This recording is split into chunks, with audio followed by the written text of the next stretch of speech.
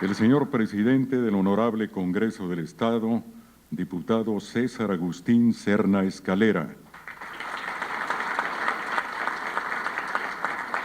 El señor magistrado presidente del Honorable Tribunal Superior de Justicia, licenciado Jorge Luis Mancillas Ramírez. Y el primer impulsor de políticas públicas con participación ciudadana para continuar el progreso de Nuevo León, el señor gobernador constitucional del Estado, licenciado José Natividad González Parás.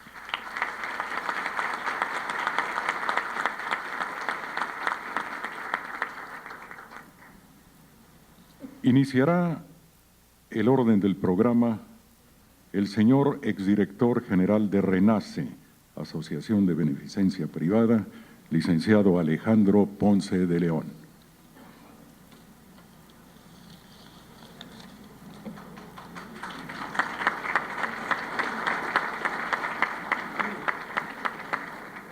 Señor gobernador, muy buenos días, gracias por esta invitación. Señor procurador, señor secretario de Gobierno, estimado presidente del tribunal.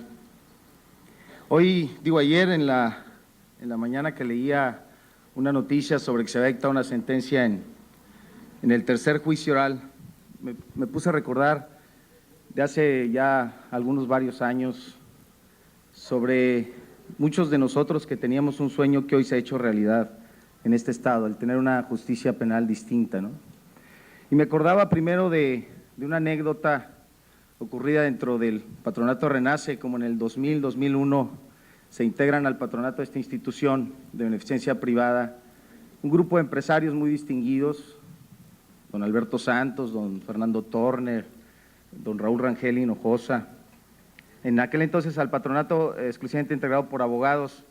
Y después de acudir a una serie de reuniones del patronato y de escuchar los informes de su servidor, entonces director de esa institución, sobre cómo defendíamos gente inocente o que considerábamos inocente y buscábamos liberarla y prevenir que la gente que había cometido un delito lo volviera a cometer. Después de, insisto, de estas 3 o 4 reuniones, este grupo de empresarios dijo, todo esto está muy bien, pero parece ser que aquí hay un problema de fondo estructural del sistema de justicia y que está provocando este tipo de situaciones, este tipo de problemas. Y bueno, ellos en ese entonces, pues los que estábamos como abogados en el patronato natural, porque somos muy conservadores, nos resistimos a una posibilidad de emprender un cambio o un análisis de la necesidad de un cambio al sistema de justicia, ¿verdad? Y bueno, pero finalmente se impusieron y en aquel entonces se establecieron que se hiciera un diagnóstico de los problemas que presentaba el sistema de justicia penal, las causas, y bueno, finalmente que se empezara a hacer una propuesta concreta de reforma al sistema de justicia. Les decía, esta era como que la primera por ahí del 2001 y que finalmente a esta propuesta no se le tomó muy en cuenta, sino hasta que esta administración entró en vigor, ¿verdad? Después me acordaba también de una llamada, un domingo que contesta mi hijo a la casa, ¿verdad? Y me dice mi hijo, muy pequeño en aquel entonces, te habla el senador de Nuevo León, Natividad González Parás, ¿verdad? Yo dije, pues, ¿qué habré hecho? Porque que esté hablando, tenga el honor que hable a mi domicilio. Y en aquel entonces el señor gobernador hablaba para ofrecerme apoyo para buscar liberar a José Antonio Herrera, aquel campesino de Gualahuises, que como ustedes saben estuvo condenado, gracias a Dios soy libre, a 10 años de prisión por portar una carabina 30-30. Y en algunas de las reuniones donde le informábamos al entonces senador sobre el avance del caso y sobre otros casos que llevaba RENACE de injusticia, el entonces senador me decía, Alejandro, mira, sin perjuicio de todo esto, creo que el sistema de justicia requiere de un cambio profundo, ¿no? De un cambio profundo, porque no puede ser que estos casos se sigan dando, esta gente inocente siga siendo condenada y la gente que a lo mejor tenga que estar no lo esté siendo, ¿no? Y planteaba que hay inquietud y bueno, creo que el primer acto de su gobierno fue, y para mí, el que más trascendencia haya marcado esta administración, emprender esta consulta pública para el análisis y la reforma del marco de procuración de justicia. También recordaba pues aquellas pláticas con Donaldo Fassi, ¿verdad? También quien amablemente apoyó muy fuertemente en este caso, y cómo conversábamos de la necesidad de un cambio al sistema de justicia penal, con el señor presidente, en aquel entonces un juez penal, de muchos años y muy reconocido, que emprendimos un viaje y también veíamos que en Chile se están pudiendo hacer las cosas de manera diferente, ¿no? Y cómo decíamos que Nuevo León lo podría hacer. Y menciono todas estas anécdotas porque la verdad es que finalmente creo que esta reforma al sistema de justicia penal que hoy tenemos, esta nueva justicia penal, justamente es una muestra de un ejemplo, diría yo, democrático, donde han convergido y liderado desde luego por el señor gobernador, el mismo gobierno, poder judicial, poder legislativo, la sociedad civil, académicos, abogados, todos hemos tenido la capacidad de coincidir y convergir y hacer sinergia por un mismo objetivo, tener una justicia penal más transparente, eficiente, creíble, confiable, ¿sí? Y finalmente justa.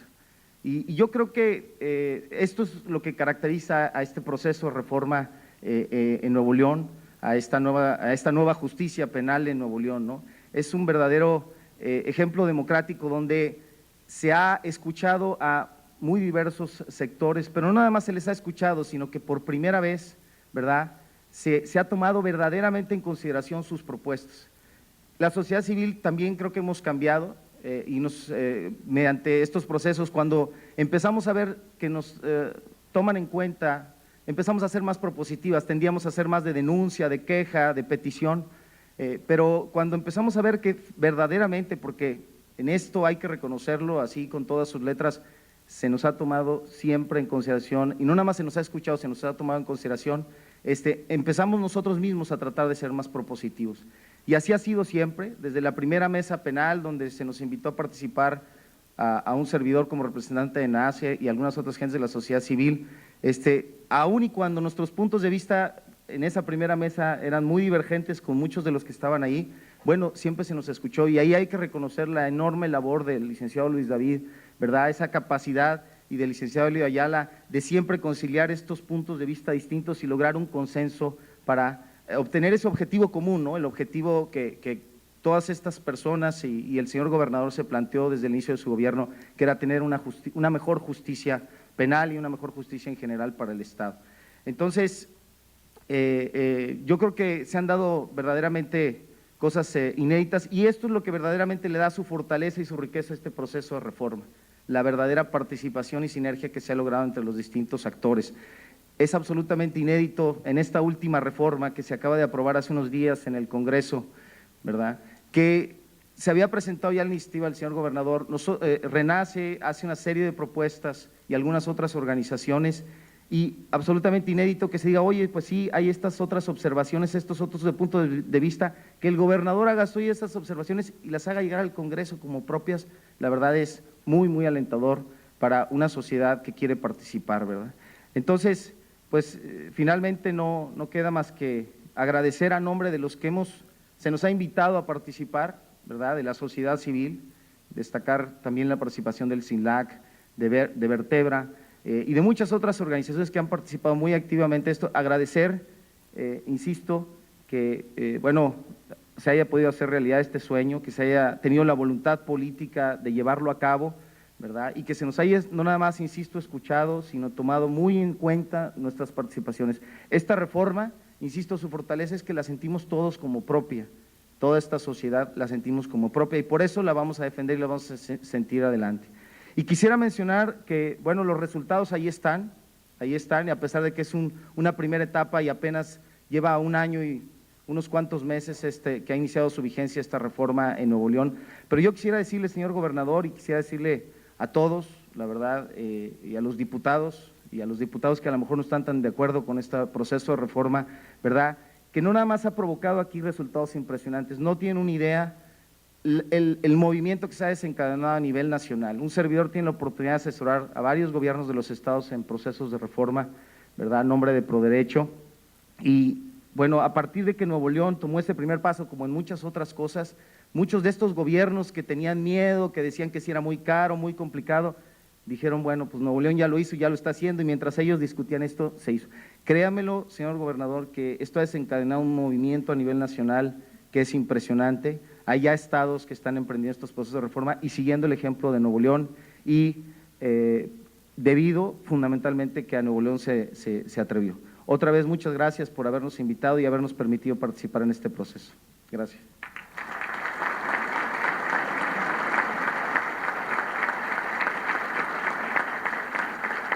Enseguida intervendrá el señor subprocurador jurídico de la Procuraduría General de Justicia, licenciado Luis David Ortiz Salinas.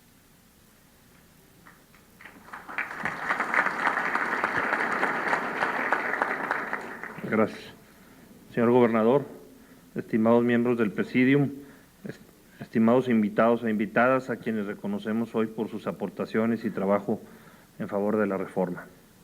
De entre los distinguidos requerimientos que el cabal desarrollo de la sociedad contemporánea exige, el correspondiente a su marco jurídico representa uno de los prioritarios, no solo por el debido respeto a la legalidad, que la historia parece estar demostrando es requisito indispensable para el progreso, sino también por la insoslayable necesidad de contar con leyes actualizadas, que sin perder los principios básicos de nuestra tradición logren adecuarse a las necesidades que los nuevos tiempos reclaman. Tiempos que, dicho sea de paso, cada vez se modifican más rápidamente. De entre las distintas áreas que exigen de esta constante actualización, la relativa a la Procuración y Administración de Justicia sobresale de manera especial, recordándonos quizá su íntima vinculación con la noción misma de Estado, con una de las razones fundamentales de su propia existencia. Desde esta perspectiva y atendiendo a tales requerimientos, es que el Estado de Nuevo León se dio a la tarea en octubre de 2003 de iniciar el análisis del marco jurídico imperante en materia de Procuración y Administración de Justicia, convocando a toda la comunidad para que desde sus propias perspectivas hiciera llegar sus inquietudes, sus aspiraciones, sus propuestas. La respuesta obtenida, afortunadamente, superó las expectativas, se recibieron muchas más propuestas de las que se tenía previsto y en un afán de no desaprovechar ninguna de ellas, se procedió a su sistematización según los temas abordados. Por otra parte, y como consecuencia del carácter sistémico del orden jurídico, resulta imposible modificar una norma sin efectuar las debidas adecuaciones a aquellas otras que le están vinculadas. Siendo así, se instauraron mesas de trabajo especializadas para analizar lo relativo a la materia. Propuestas de reforma al marco jurídico en materia de procuración y en materia de administración de la justicia. Se formó un comité organizador que presidió la Secretaría General de Gobierno por conducto de su titular y se crearon mesas de trabajo en los cuales participaron arduamente el Poder Judicial del Estado, la Procuraduría General de Justicia de la entidad, colegios y barras de abogados, organizaciones no gubernamentales, iniciativa privada, universidades y cualquier persona que estuviese interesada en este proyecto a fin de que se analizaran los trabajos de dicha consulta ciudadana. Los trabajos realizados en las mesas dieron como resultado la elaboración de iniciativas de reforma que fueron aprobadas en su oportunidad por el Honorable Congreso del Estado, destacando, entre otras, la implementación del juicio oral. Señores asistentes, tanto hace injusticia la resolución dictada sin estudio ni reflexión, como también lo es la retardada, y aún más la justicia que nunca llega. La transformación integral de justicia consiste en agrupar a todos los involucrados con un mismo fin, que es precisamente la justicia.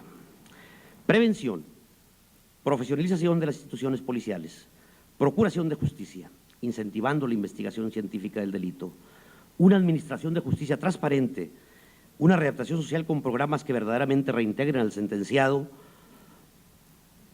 y un tratamiento postpenitenciario que dé cabida a la persona responsable de un delito al seno social. Sabemos que en ocasiones la pena no regenera y lo difícil que es la readaptación social del condenado.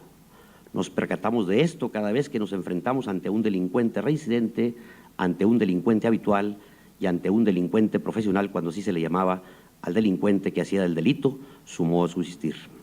Estamos conscientes que el Estado no puede ponerle un policía a cada ciudadano para cuidarlo, para que no se le haga daño. Sabemos también que en muchos de los casos a las víctimas no se les reparaba el daño y cuando esto sucedía, por el paso del tiempo, la víctima recibía centavos por pesos y sentía que su reclamación era en vano. Contrario a quienes dicen que el derecho penal es inminentemente represivo, podemos afirmar que sabiéndolo manejar con el procedimiento penal, también se puede hacer prevención del delito. Es lo que se denomina una justicia restaurativa.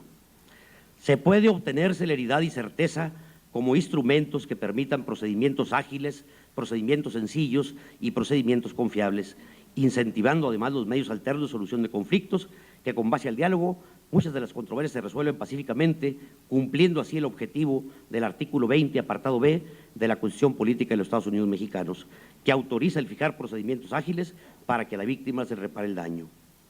Con todos los medios alternos y las salidas, se llega al juicio oral penal. El fundamento de la oralidad se encuentra consagrado en el artículo 20, fracción sexta, de la Constitución Política de los Estados Unidos Mexicanos, que como garantía establece que el inculpado en todo procedimiento penal será juzgado en audiencia pública por un juez. Por su parte, el artículo 160, fracción novena de la Ley de Amparo preceptúa que procede la reposición del procedimiento cuando no se celebre la audiencia pública a que se refiere al artículo 20, fracción sexta de la Constitución Federal. La reforma al Código de Procedimientos Penales del Estado establece que el acusado será juzgado por un juez. Sin embargo, siguiendo el punto medio, es menester determinar que la implementación del sistema oral se está realizando gradualmente para que sea asimilado por sus protagonistas. Como se está haciendo en la actualidad, con voluntad política se reforma lo que tiene que reformarse, con voluntad política se cambia lo que tiene que cambiarse, pero el objetivo es seguir hasta que tengamos un nuevo sistema de justicia libre de obstáculos. Muchas gracias.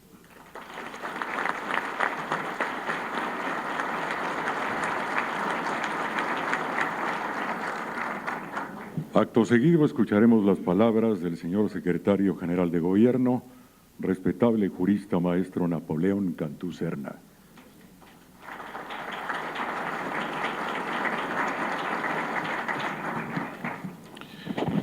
Honorables miembros del Presidium, muy distinguida concurrencia, compañeros, compañeras y compañeros abogados.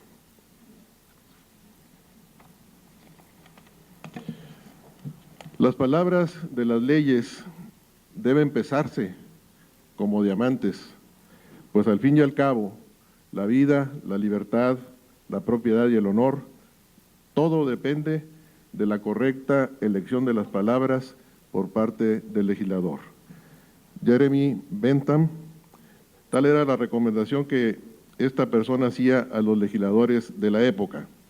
Una metáfora en donde pone de manifiesto la delicada responsabilidad que pesa sobre el legislador.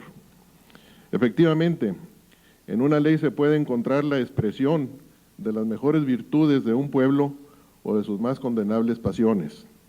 Las leyes finalmente son el espejo en el que se refleja la vida de una sociedad, sus pretensiones más admirables, sus vicios, sus disfunciones, así como sus anhelos y esperanzas en una vida de mayor bienestar, en el orden y la paz. Resulta muy significativo que desde hace cientos de años se ha creído en la ley como un instrumento de control, de dirección de las sociedades, pero también como garantía de las libertades fundamentales.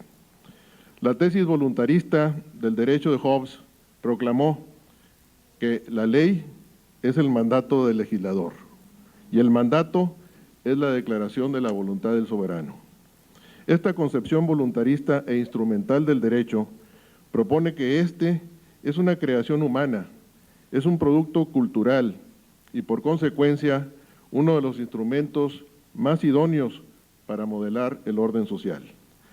La historia de la humanidad nos muestra con meridiana claridad cómo la realidad social es construida por el mismo ente societario en función de sus propias necesidades, de sus requerimientos, de sus anhelos y esperanzas.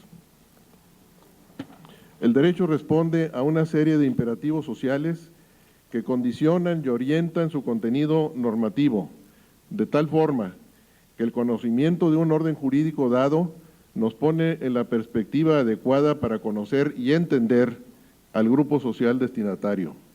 Pero más aún, nos ubica en un plano de referencia objetivo para conocer la visión, el sentido trascendente y la madurez del hacedor de tal marco normativo. Podemos afirmar que las leyes son la biografía autorizada de la sociedad. El Estado de Derecho, si bien es el producto de la pretensión más legítima de una nación por encuadrar normativamente su desarrollo, no es un estado de cosas dado para siempre, sino todo lo contrario. Es un concepto que se materializa en acciones en constante evolución. De ahí su incondicionada e ilimitada dinámica, pues como pretensión siempre está en proceso de construcción, de reacomodos y de ajustes. En consecuencia, sin soslayar ni ignorar que el bagaje histórico del derecho debe estar presente, es necesario, con la mayor entereza, asumir la responsabilidad de cuestionar con el respeto, la ecuanimidad y la prudencia necesarios las estructuras jurídicas que nos rigen y con ánimo sereno y la mente lúcida reconstruirlas, reforzarlas en donde sean endebles o construir sus sustitutos para que exista la debida tensión entre la norma y la realidad, como lo expresaría Kelsen. Muchos años antes de este insigne jurista expresara tal principio, Muratori supo expresar el clima de inseguridad e incertidumbre provocada por los defectos intrínsecos en la legislación, al señalar que las normas jurídicas no pueden ser totalmente claras, lo que obliga a la interpretación y a nuevas oscuridades, que las normas no pueden prever todos los supuestos de la realidad y que las manifestaciones de las intenciones y de las voluntades son susceptibles de interpretaciones diferentes y contradictorias. Por su parte, Montesquieu descubrió que las leyes e instituciones no vienen determinadas por el azar, el capricho o la fantasía de los legisladores, sino que están en relación con las características del entorno en el que se desarrolla la sociedad y los principios de su gobierno. Si queremos que el mundo inteligente esté tan bien gobernado como lo está el físico, el legislador tiene que demandar el apoyo de las ciencias. El legislador tiene que partir de las aportaciones de las ciencias a la hora de buscar la norma más conveniente para cada sociedad. Objetivo que solo puede alcanzarse sobre la base de un conocimiento preciso de su naturaleza. La eficacia de las normas dependen en buena medida de sus adecuaciones al contexto sobre el que se aplican. Legislar sin tomar en cuenta los datos que nos ofrecen las ciencias puede ser inútil y peligroso. Sirva las anteriores consideraciones para referirme al programa del Ejecutivo del Estado, que se ha materializado en un importante número de iniciativas que, con apego al procedimiento legislativo, el Congreso del Estado ha tenido a bien expedir en forma de ley, asumiendo su tarea como corresponsable en la construcción del marco normativo local. La ejecución de este programa se ha sustentado en las premisas mencionadas. La ley no puede ser producto de la mera especulación, sino resultado del análisis objetivo de la realidad, de tal forma que la norma no se desvincule del hecho social. Ese análisis objetivo solo podría hacerse haciendo uso de las herramientas metodológicas que la ciencia propone. Es el conocimiento lo que hará posible que nuestra comunidad sea más exitosa y consolide sus valores y convicciones, proyectándola como ejemplo a seguir por otros grupos sociales. En Nuevo León era impostergable la obligación que gobierno y sociedad tenían de evaluar las instituciones jurídicas en atención a la consecución del ideal democrático de justicia, de tal forma que exista una necesaria correlación con las necesidades de la población para evitar circunstancias que se materialicen en graves injusticias. No puede haber justicia sin un marco jurídico que garantice el respeto irrestricto a los derechos fundamentales de las personas y que genere al mismo tiempo condiciones que mejoren la operación expedita, la transparencia y la competitividad de las instituciones gubernamentales. Desde el inicio de su administración, el gobernador constitucional del Estado, José Natividad González Parás, hizo una amplia convocatoria invitando a la comunidad a participar con propuestas y análisis en la reforma al marco jurídico en materia de procuración y administración de justicia, con el propósito de renovarlo, mejorarlo y actualizarlo conforme a las necesidades de una sociedad contemporánea, dinámica, compleja y competitiva, que enfrenta múltiples retos para lograr mejores niveles de bienestar y progreso. La convocatoria abierta a la comunidad se sustentó en el principio de corresponsabilidad que nos lleva a entender el desarrollo de las instituciones, su fortaleza, legitimidad y su adecuación a la dinámica social como producto de un trabajo conjunto y coordinado entre sociedad y gobierno. Otro de los principios metodológicos adoptados para esta tarea fue el estudio comparado de instituciones en el contexto del proceso de globalización, que nos ubica en un plano de interrelación constante con otros sistemas jurídicos, otras culturas y otras sociedades. No es posible sustraerse a este fenómeno ni a sus efectos. Nuestra tarea es constituirnos como sociedad y gobierno en participantes activos, analizando con la mayor prudencia y objetividad las instituciones de otros países para extrapolarlas al nuestro en la medida en que exista el mayor grado de coincidencia fáctica y normativa con nuestro régimen jurídico. La globalización de las relaciones sociales, económicas, culturales y políticas afectan de manera radical al derecho. En este siglo XXI se vive un momento de transición y de ruptura con las instituciones del pasado. La globalización nos obliga a abrir tanto las fronteras físicas como las intelectuales, a revisar a la luz de este fenómeno transcultural nuestros compromisos con la comunidad internacional, obligándonos a proponer normas que sean adecuadas a estas nuevas experiencias. Tenemos que considerar otras culturas con diferente lengua, educación y poder económico, dictando normas que armonicen y consoliden los principios y fines del derecho. Desde su campaña como candidato al gobierno del Estado, el licenciado Natividad González Pará se comprometió a impulsar la participación de los tres poderes del Estado y de la sociedad civil en el rediseño del sistema de justicia. Dicho compromiso tiene su origen en el conocimiento y convencimiento de que en una democracia la participación social es la regla básica para la toma de decisiones trascendentes, así como en las siguientes evidencias que han arrojado estudios internacionales. La diferencia en el nivel de desarrollo de los países se encuentra en las instituciones jurídicas que fundamentan sus relaciones políticas, económicas y sociales. Las naciones con niveles de desarrollo alto tienen un sistema jurídico claro, imparcial y generalmente respetado, necesario para el ejercicio de la democracia y para la promoción del desarrollo.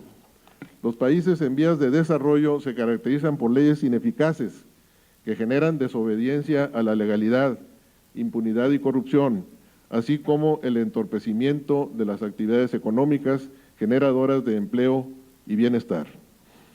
Al partir de las consideraciones anteriores, se procedió a impulsar un proceso participativo de la sociedad y el gobierno para la formulación de un diagnóstico que nos ubicara en el estado real del problema.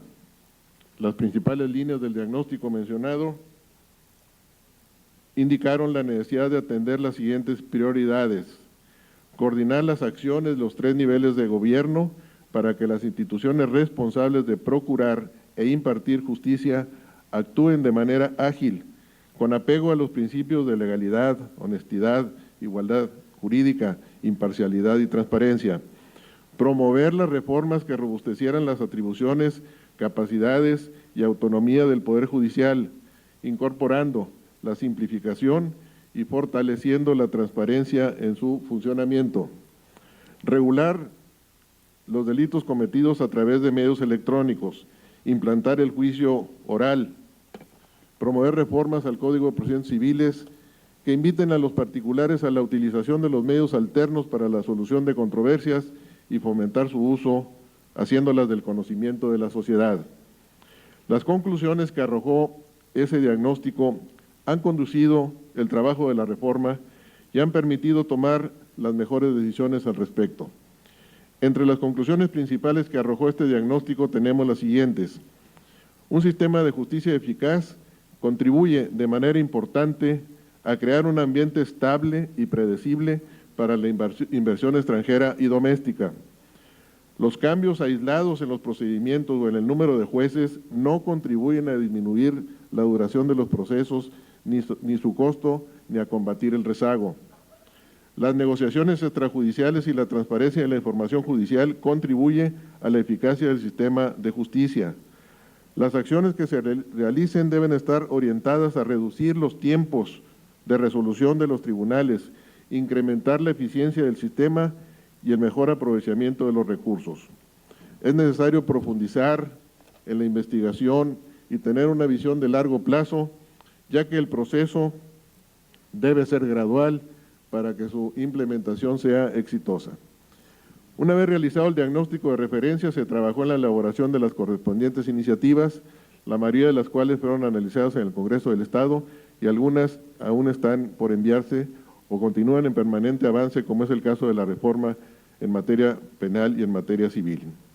En materia constitucional, la reforma tuvo por objeto sentar las bases que regularán las controversias de inconstitucionalidad y la acción de inconstitucionalidad como medios para el control de la constitucionalidad local.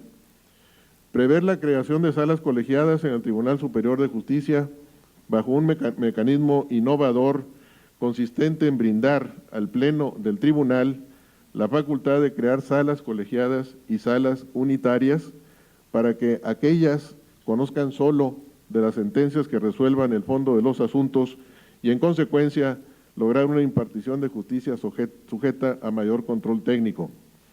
Unificar la presidencia del Consejo de la Judicatura y la del Tribunal Superior de Justicia, con el objeto de que los magistrados del tribunal tengan la posibilidad de concentrarse exclusivamente en la impartición de justicia, delegando de manera absoluta en aquel órgano las cuestiones de carácter administrativo. Establecer un soporte para los medios alternos de solución de conflictos con la finalidad de favorecer una justicia restaurativa que preserve las relaciones sociales en la comunidad. La reforma a la Ley Orgánica del Poder Judicial comprendió, entre otros aspectos, los siguientes: la creación de juzgados y salas de jurisdicción concurrente a fin de separar la atención de los asuntos civiles de los mercantiles. Considerar la creación de juzgados de preparación de lo penal como apoyo indispensable para la implementación gradual de los juicios orales en materia penal. Sentar la base para la creación de juzgados del juicio civil oral penal. En la Ley Orgánica de la Procuraduría General de Justicia, la reforma se enfocó a organizar a la Agencia Estatal de Investigación como apoyo para el Ministerio Público en la investigación de los delitos, a crear una área dedicada a brindar el apoyo requerido para la atención de extradiciones y asuntos de carácter internacional en coordinación con la Procuraduría General de la República, y crear un área encargada de brindar la debida atención a las víctimas u ofendidos por delitos, así como a fortalecer el respeto a los derechos humanos. En materia de transparencia de la información judicial, la reforma se orientó a eliminar la restricción al acceso a la información judicial, la cual solo podía estar disponible para quienes acreditaran su interés jurídico, con exclusión de la información referente a averiguaciones previas, a expedientes judiciales referentes a asuntos familiares, de delitos sexuales, delitos contra la libertad, delitos contra la familia, o a procesos penales en los que la víctima u ofendido del ilícito fuera menor de edad o incapaz, así como regular el concepto de datos personales. La reforma en materia de protección a menores y combate a la violencia familiar tuvo por objeto, entre otros, tipificar como delitos la pornografía infantil y diversas conductas relacionadas con ese ilícito, la corrupción de incapaces, considerar dentro de las hipótesis de la corrupción de menores el suministrar o inducir al consumo de sustancias tóxicas, colocarse dolosamente en estado de insolvencia con el fin de eludir el cumplimiento de las obligaciones alimentarias y la explotación de personas. Tipificar como violencia familiar no solo a la acción, sino también la omisión grave, reiterada que dañe la integridad física o psicológica de uno o varios miembros de la familia. Prever que desde el momento de la agresión puedan solicitarse las medidas provisionales de salvaguarda y que no deberá acreditarse su necesidad. Perseguir de oficio el delito y establecer un modelo de suspensión que favorezca el tratamiento de la familia agredida y la readaptación del agresor. Permitir la adopción de personas mayores de edad, regular la adopción internacional y facultar al Ministerio Público para impugnar adopciones en todos los casos en que se afecten los intereses de los menores. Determinar la obligación del juez de suplir la deficiencia de los planteamientos de hecho en los asuntos de menores y de alimentos.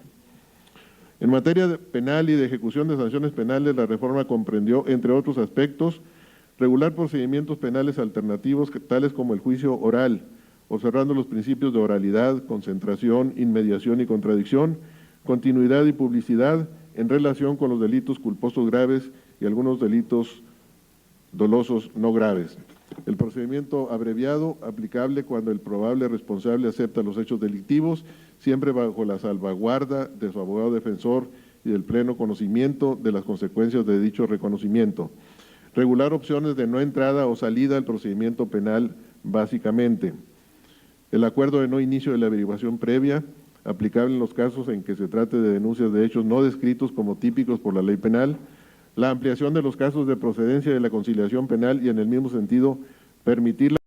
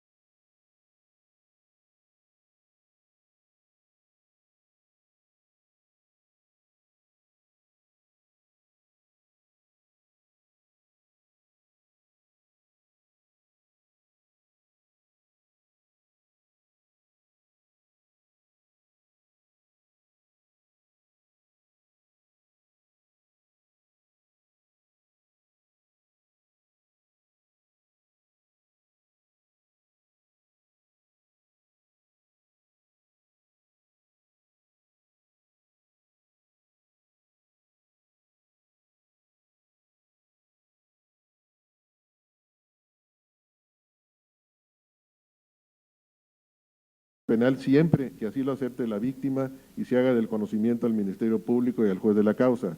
La suspensión del procedimiento de la preparación de la acción penal a cargo del Ministerio Público en delitos con pena alternativa o pena de multa y prisión cuya máxima no exceda de 2 años. La suspensión del procedimiento a prueba del procesado a cargo del juez en los delitos no graves y cuya pena máxima de prisión no exceda de 8 años.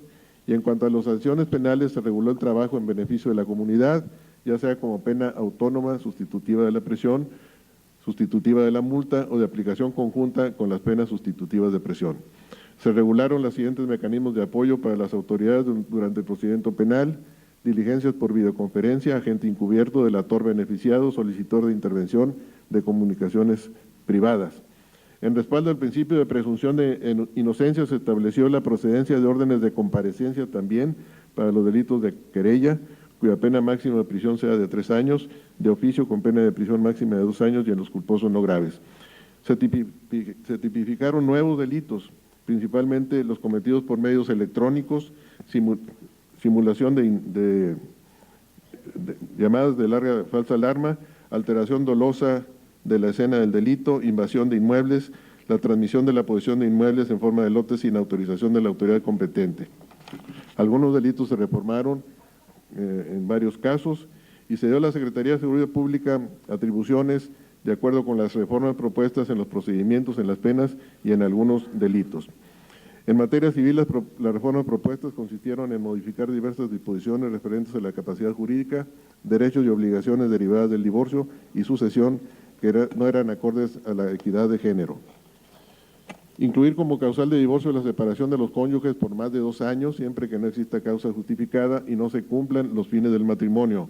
Agregar un capítulo relativo al concubinato, derechos y obligaciones alimentarias y sucesorias, definir el tribunal virtual, precisar que las controversias que se susciten por arrendamiento se ejecutarán en el procedimiento del juicio especial de arrendamiento, establecer las reglas que deben observarse para que sean ejecutables los convenios resultantes de los métodos alternos de solución de conflictos.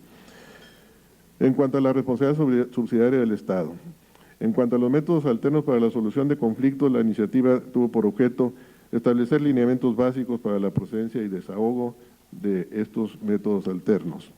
En materia de responsabilidad de servidores públicos, la reforma tuvo, entre otros fines, incluir un mayor número de sujetos de la ley y la modificación al sistema de sanciones.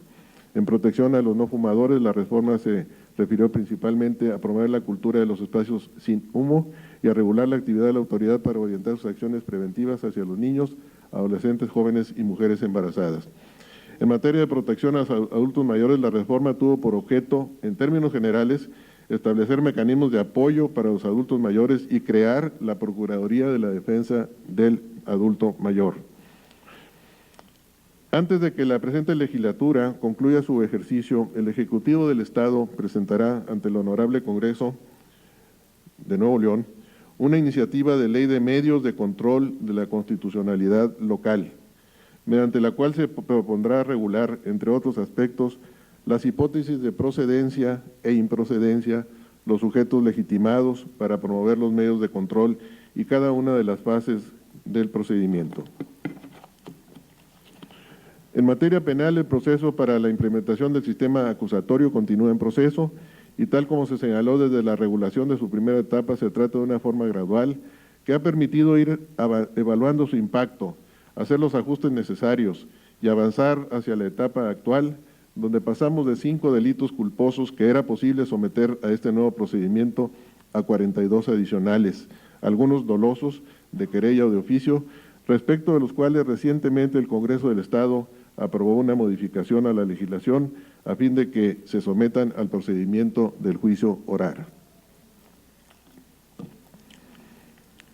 Nos es grato informar que el titular del Poder Ejecutivo del Estado y el presidente del Tribunal Superior de Justicia, en este mismo acto que estamos celebrando, suscribirán, en unión del Procurador General de Justicia y del Secretario General de Gobierno, una iniciativa de reforma en materia civil y familiar para la introducción de procedimientos orales con los criterios de gradualidad que se han seguido en materia penal. Esta iniciativa constituye una etapa más en la modernización del marco jurídico adjetivo que posibilitará la materialización del principio constitucional que obliga a que la justicia sea pronta y expedita. Ha quedado expresado así en forma general todo un gran esfuerzo de sociedad y gobierno por un marco jurídico renovado y vigoroso que propicie mejores condiciones de vida y desarrollo para los habitantes de nuestro Estado. Es un trabajo inconcluso, como ya lo expusimos, que debe ser constante y en permanente evaluación para minimizar el natural desfase entre la norma y el hecho social. Expresamos nuestro amplio reconocimiento a todas las personas, grupos e instituciones que han participado y siguen trabajando en la actualización y modernización de nuestro marco jurídico, destacando, entre otros, el apoyo del Poder Judicial, de magistrados, jueces y miembros del Consejo de la Judicatura, quienes con su experiencia y conocimientos han enriquecido las propuestas que se han analizado. Reconocemos de igual manera el intenso trabajo realizado por los diputados integrantes del Congreso del Estado, a los diferentes grupos parlamentarios que lo conforman y que han coincidido en lo general con las propuestas del Ejecutivo para la modernización de la Procuración y Administración de Justicia del Estado en beneficio de todos los nuevoleoneses. Hacemos patente un particular reconocimiento a la valiosa intervención de abogados, tanto postulantes como servidores públicos, de organismos no gubernamentales, de los colegios y asociaciones de abogados y las diversas facultades de derecho en nuestra entidad. A los medios de comunicación, nuestro reconocimiento por su labor informativa que ha coadyuvado de manera importante para la consecución de estas reformas. Muchas gracias por su trabajo a los integrantes del comité organizador, a su secretario ejecutivo y al secretario técnico. A todos los participantes en este gran programa de modernización legislativa se les entregará un testimonio de nuestro agradecimiento por su contribución a mejorar el marco jurídico vigente en el Estado y por el significativo y trascendental precedente de servicio a la comunidad para propiciar un Estado de Derecho fortalecido con una mejor y más adecuada estructura jurídica que destaca y coloca a Nuevo León como una entidad de vanguardia en el contexto nacional e internacional. Muchas gracias.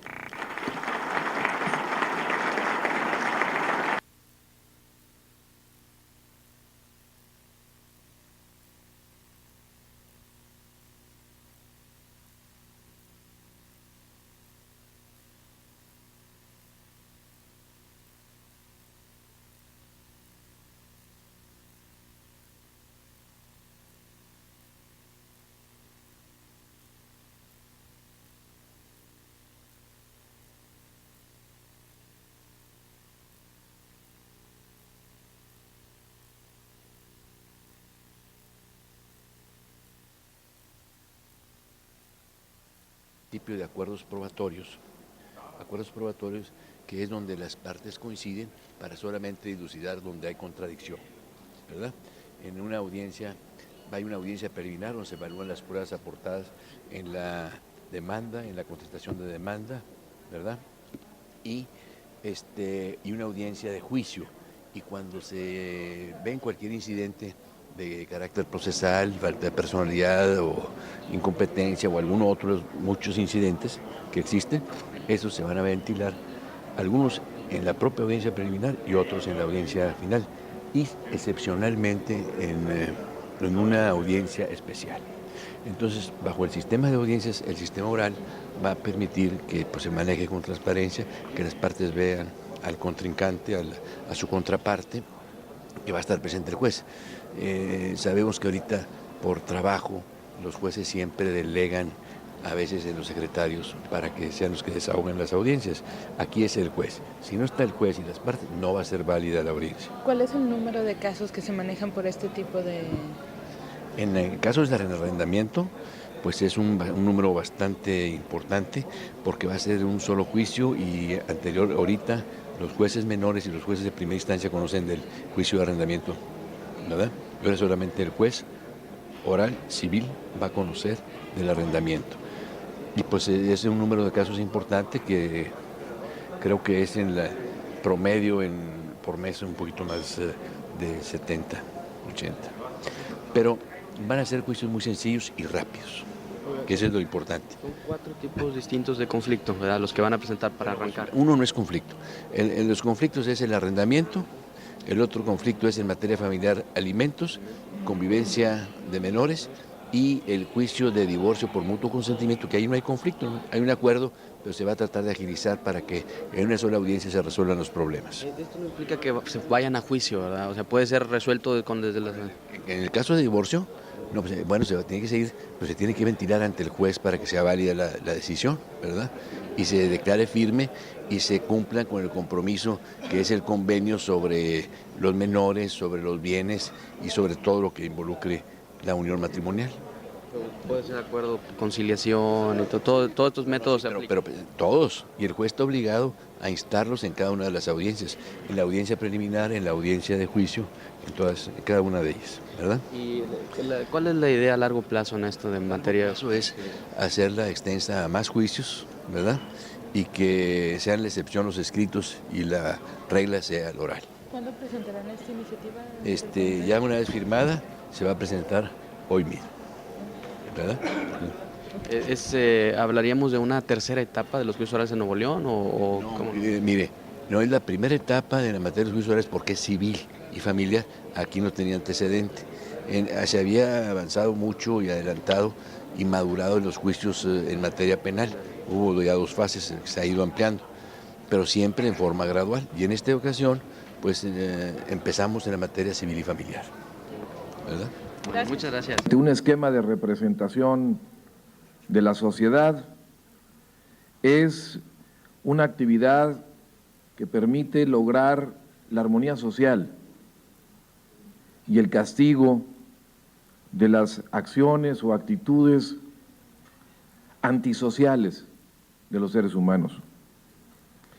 En la impartición de justicia, la denominada justicia conmutativa, y ahora, como lo expresaba también el presidente del Tribunal Superior, restaurativa, el contar en la sociedad con un Estado de Derecho sólido, en donde impere la cultura de la legalidad, y el poder presentar ante la comunidad local, nacional e internacional ámbitos crecientes, niveles crecientes de competitividad por la certidumbre jurídica y por el funcionamiento eficaz del Estado de Derecho, son imperativos sociales, son altas prioridades para el Estado que representa a la sociedad políticamente.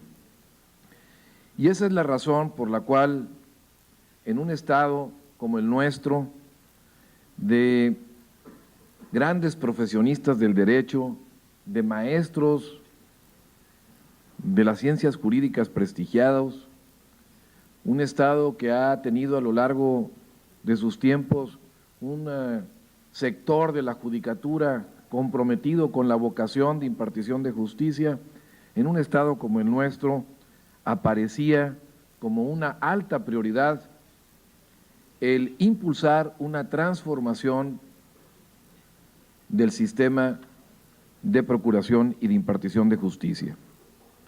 Y este reto de transformar estos sistemas se convirtió en consecuencia en una de las más altas prioridades en el inicio de esta nueva administración. Constituimos para ello, después de definir el propósito de esta reforma, un grupo de funcionarios del Ejecutivo que se daría a la tarea de suscitar la participación del Poder Judicial, de la comunidad académica, de la barra de abogados, de las organizaciones no gubernamentales para hacer una consulta auténtica, ciudadana, efectiva. Y le pedimos a un profesionista prestigiado, a un abogado del Foro Nuevo Leonés con amplia experiencia en este campo, como procurador de justicia que había sido, como legislador, como maestro universitario, al licenciado Napoleón Cantú Serna, que coordinara un grupo de trabajo del Ejecutivo para diseñar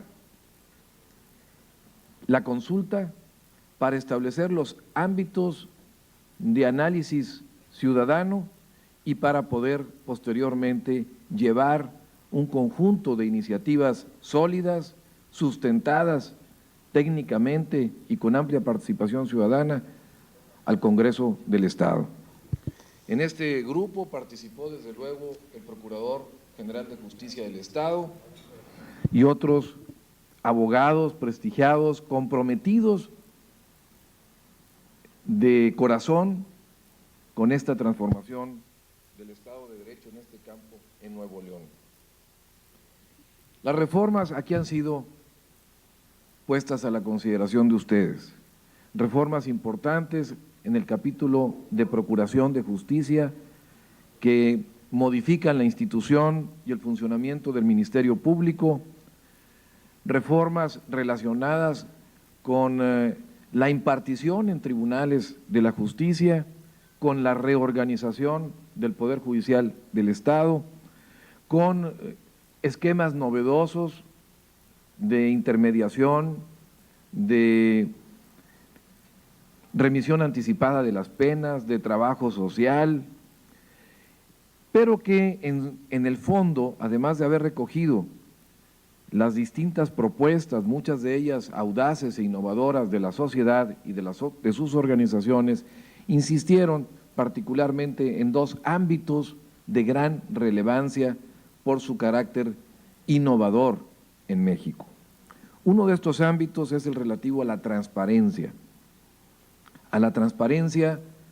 del proceso jurisdiccional. Y en este ámbito se presentó una reforma que fue aprobada por unanimidad en el Congreso, en donde se planteó un esquema de transparencia tan amplio, tan grande, que generó incluso una reacción inesperada para nosotros de la Procuraduría General de la República, que cuestionó ante el Poder Judicial Federal y ante la Suprema Corte de Justicia estas reformas de apertura de la información que habíamos planteado en el Poder Judicial del Estado de Nuevo León. Y se suscitó una litis entre Nuevo León y la Federación en el ámbito del Ejecutivo, que está resolviéndose en estos momentos. Qué aspecto tan interesante de nuestra vida institucional en el Poder Judicial Federal, el Ejecutivo Federal contra el Gobierno del Estado de Nuevo León, el Congreso del Estado,